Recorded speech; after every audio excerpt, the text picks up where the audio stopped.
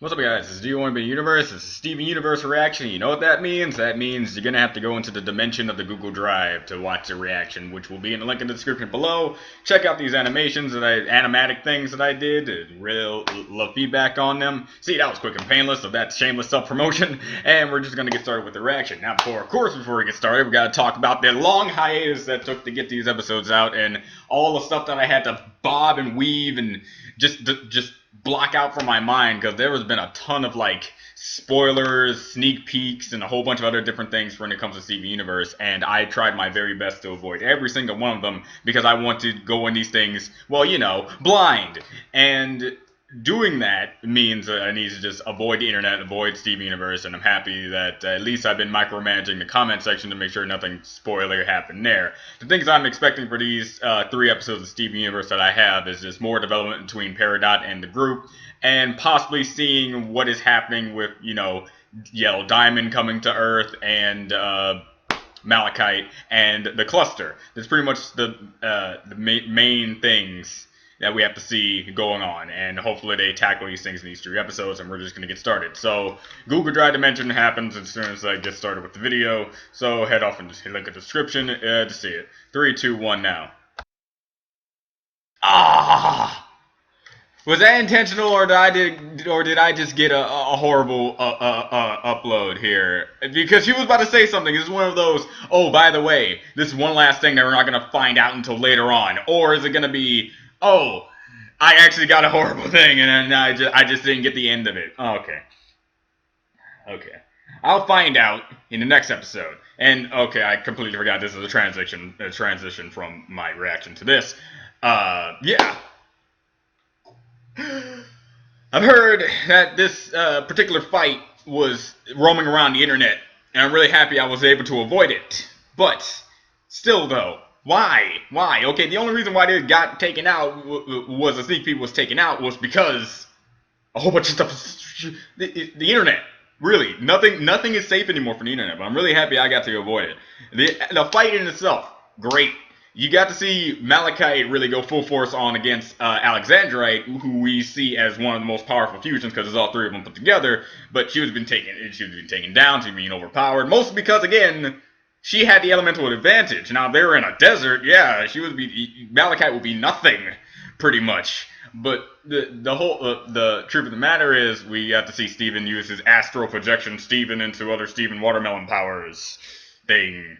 And that happened before. I forgot what episode it was, but we did see like Steven has a connection between like an astral plane deal to other people and can go and find things and be things. So this isn't anything new. This isn't anything shocking.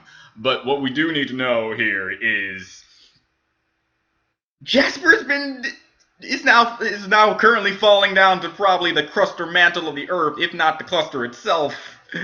And we got Lapis back. It seems like we got Lapis back, because Lapis seems unconscious as much as Jasper is. Now, again, I think I already told you guys this in my other Steven Universe reactions, and I don't believe like all of you got to hear about it because, again, it got taken down.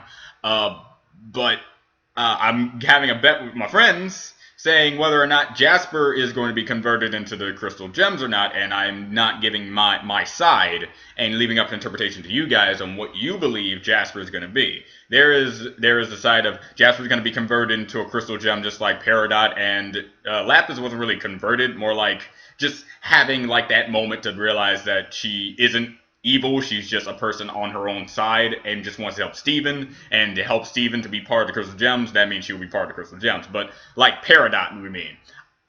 I'm on the side of what you think I'm on the side of. And then, of course, we have the side that says, no, Jasper is not going to be converted because Jasper is too far gone to the point where you can't really save her because she doesn't want to be saved herself.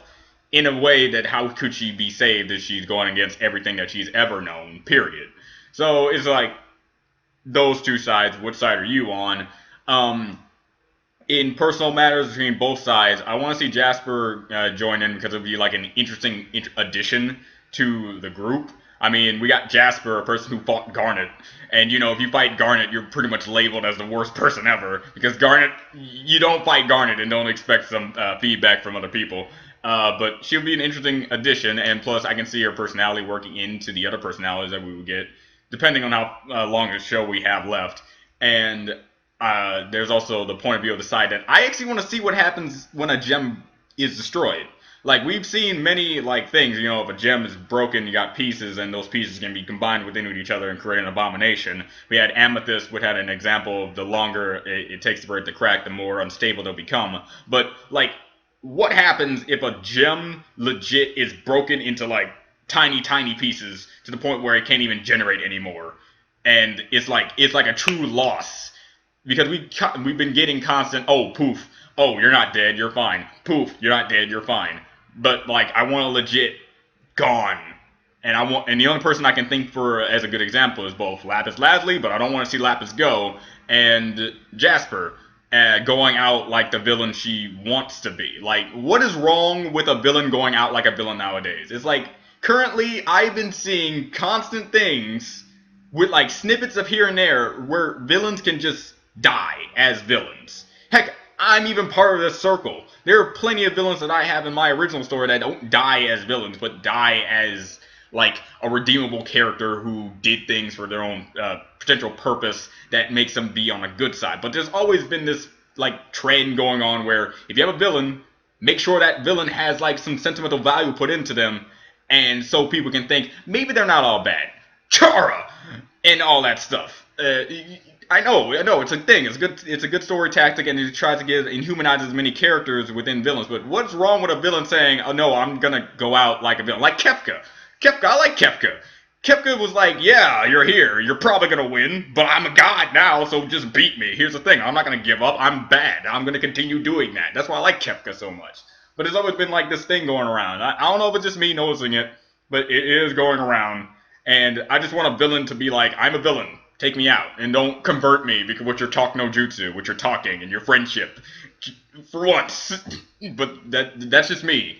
That's just a random person saying random things about a random opinion that he would like to have. But either way, I like either side, but I'm on one particular side more than the other. You decide which side I am on at, whether you're right or wrong, it doesn't matter. And we'll see in the long run when the series is over whether or not it actually happens. So yeah. Well, that being said, I'm going to get on to the next episode. So yeah, this is Do You Want to Be Universe? See you guys next time.